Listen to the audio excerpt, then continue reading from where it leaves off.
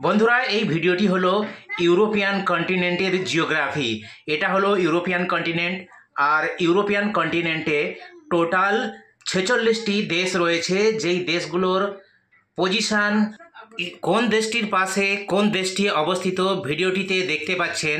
আর বন্ধুরা, আপনাদের জানিয়ে রাখি, টোটাল ইউরোপিয়ান কান্ট্রির 46টা দেশের পপুলেশন হলো 68,88,08,100 কাছাকাছি।